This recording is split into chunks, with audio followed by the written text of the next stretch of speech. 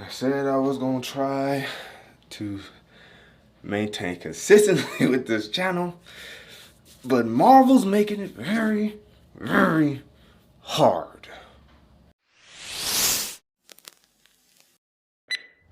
What's going on, everybody? Man, Mike is back with another video. Back here to talk about Marvel Studios' Secret Invasion. And yes, if you see me sweating, I just got out the shower because I went and did a run today. Lights featured in this video. Of course, we got that green and purple combo.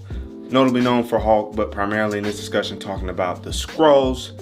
And yes, spoiler alert if you haven't seen by the title, Super Skrulls. Really just two.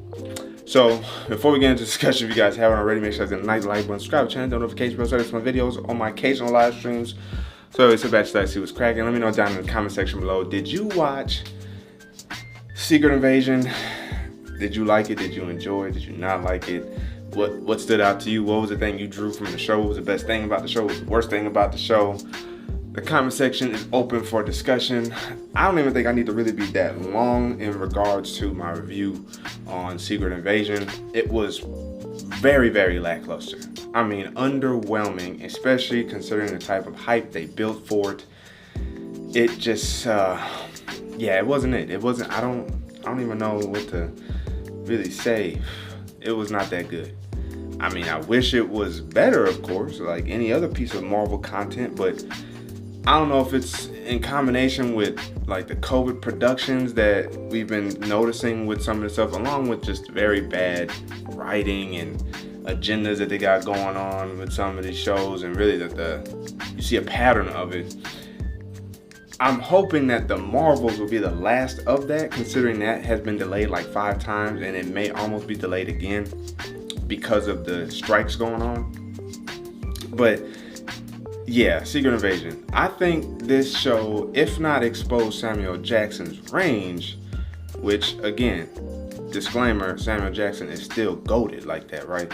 But either it exposed his range, or the range in which he displayed in the show was not fit for Nick Fury, and it very much so threw off the flow and the feng shui of the show overall. I think that's one thing to take away from the show. I think Nick Fury was stretched too thin emotionally, and it just didn't seem like it fit right with his character, along with the fact that they basically tore him down. Like, who was supposed to be known as the greatest spy, now it seems like all of his accomplishments was on the backs of the Skrulls and other people, as opposed to him having his own sort of knowledge and repertoire of skill set. So I didn't like that about what they did with Nick Fury from that perspective. I did like Olivia Colman's character. She was cool, but it also was kind of weird that at the end, as smart and as clever and as intuitive as she seemed she was and forward thinking, how did she not call Rhodey being a Skrull? Why was that such a surprise to her? That was very weird. The first episode I thought was okay. It wasn't the greatest. They tried to set up some things in terms of espionage, in terms of who's who. And then Nick Fury at points wearing his, his little glasses. Other points where he wasn't. He got the patch at the end, like the Nick Fury uniform, if you will. His superhero costume. And you thought that there was going to be a play on that in terms of, are there 2 Nick Furies, this and the third, and really there wasn't. There was only 2 Nick Furies twice. In the very beginning, when Gravik shapeshifted as Nick Fury, and then at the end when Gaia shapeshifted as Nick Fury. And I think the last episode, although probably the best episode of the 6, isn't still really speaking that highly to the fact that it was still kind of a letdown. Because as climactic as it was supposed to feel, it didn't give that vibe off at all. And unfortunate to say, we are still kind of left at what was the point of Secret Invasion. The best thing that seemed like we got out of the show was Rhodey being Skrull this whole time. And I mean, from Civil War to now, Rhodey has been a Skrull, which means Rhodey doesn't know that Tony is gone. He doesn't know that the blip has taken place and that there was a war for the world and basically the universe with Thanos. Rhodey didn't experience none of that. And you could argue Everett Ross may not have either.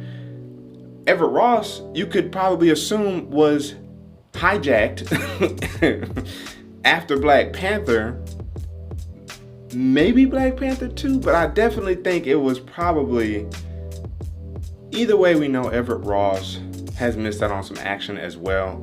And the way when you look back at Black Panther 2, it does make it seem as though he could have been the real Everett Ross in that movie.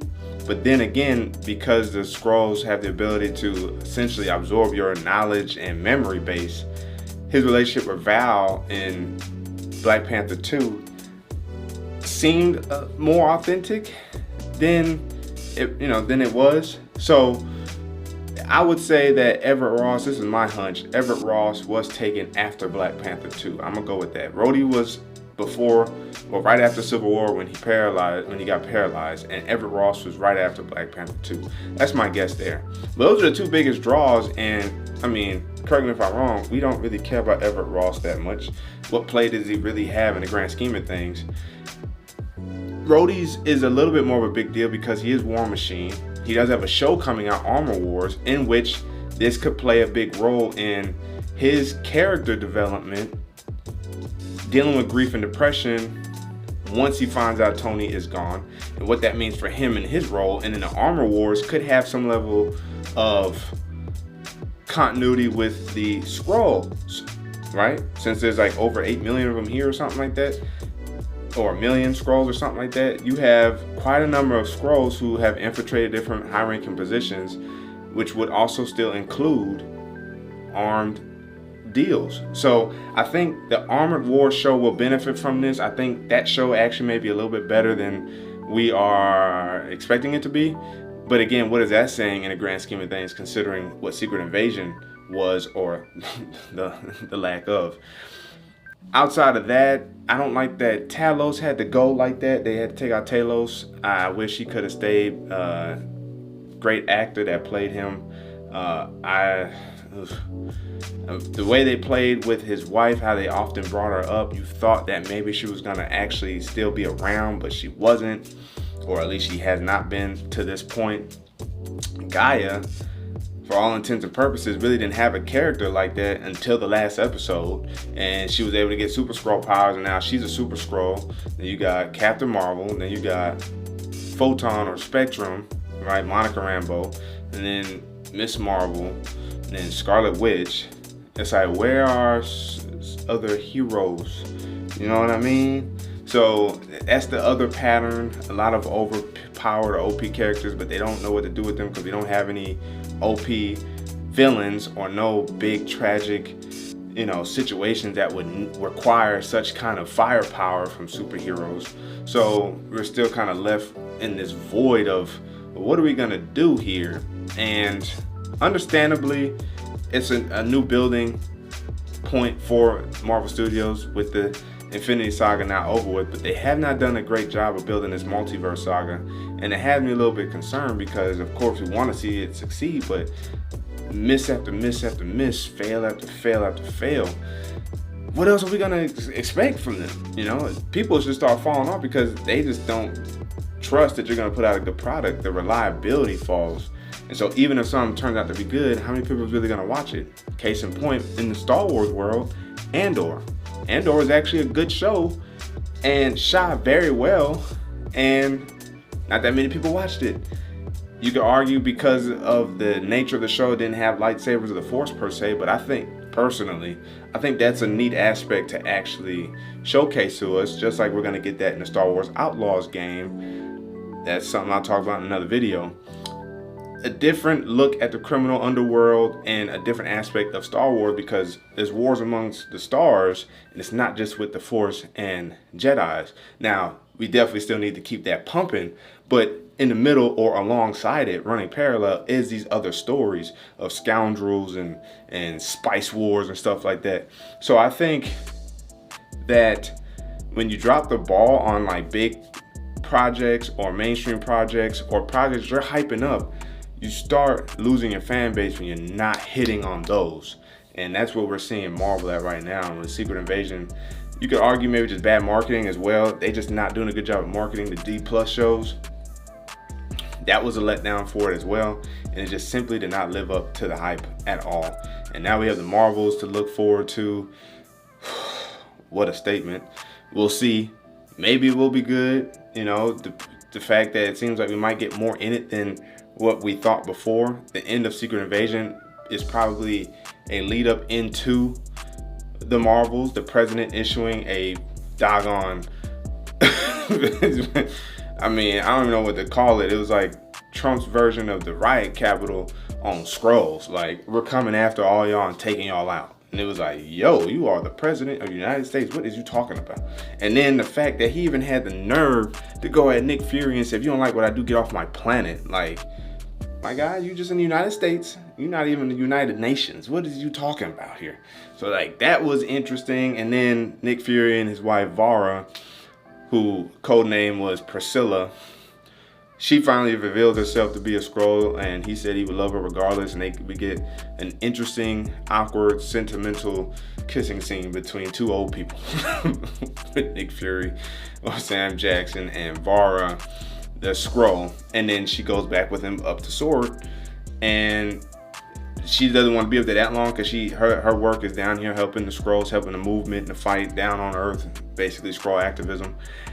And it will be interesting to see how that plays in terms of the Marvels, because in the Marvels, with that president issuing basically aliens being, you know, terrorists, some form of registration needs to take place. So it's almost like they're doing Civil War in reverse from that perspective.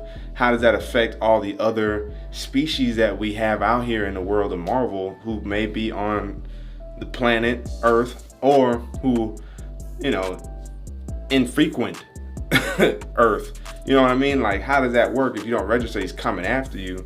And so when you think of the Marvels and you think of that scene with Nick Fury where he's got all these different species behind him, is that like a rebuttal towards the president's decree? So it's interesting to see what's going to happen there. Maybe as a result of the Marvels, we get Harrison Ford as the president. It's just some foreshadowing, some predicting in my guesstimate that I'm trying to do here. But that's the only thing we can really draw from Secret Invasion. The show itself, it was a very weak handoff to the Marvels or any other property that's going to be coming out from Marvel Studios. And I really hope that, because we already have a big hunch and feeling about the Marvels, going forward next year, we got Loki coming out this year. Season 2 should be good.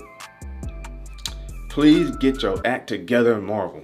And with this writer strike, hopefully this forces writers to actually do very, very good job at writing content well again, so they can keep their jobs. Because if they're in fear of AI, we might do a better job of having AI write some of these scripts if the writers who are on strike can't even give us something subpar at minimum.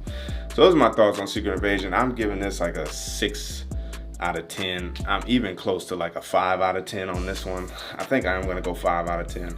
Very average. Nothing really stood out. The CGI was good in moments with Gaia and Gravik's Super Skrull fight. In other moments, it was like you really could have made a different decision there. You tried to flex on us with the Drax Gaia arm, but it ended up imploding on itself. But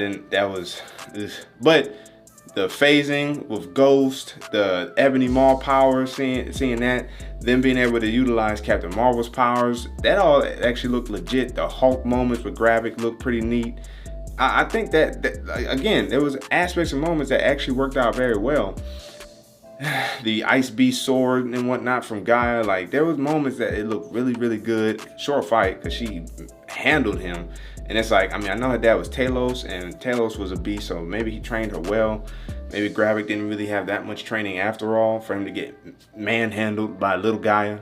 And you know, but it is what it is. She was a little bit more intuitive. Again, there goes that word, intuitive. She was a little more clever and elusive with the abilities she chose to use, whereas Gravik definitely tried to stay more so in the power set of powers, as opposed to thinking outside the box. Gaia beat him in that way, and now she's out here as a Super Skrull getting recruited by Olivia Blackman, which could maybe lead into Val too. I don't know, but we'll see if any of this plays out in the Marvels, Armored Wars, and any other IP that Marvel drops. We'll see if it benefits in that way, but right now it is not looking good for Phase 5 either. Phase 5 is not starting off that well. So Here's to the Marvels as next.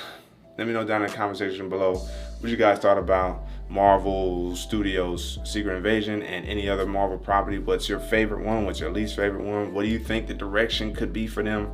The comment section is open for discussion. But again, as always, if you guys haven't already, make sure to like the like button, subscribe to the channel, the notification bell so I post my videos on my occasional live stream. So I always sit back, check, see what's cracking with you. And Micah signing out to the next video. Like good content from Marvel Studios. Wait for it.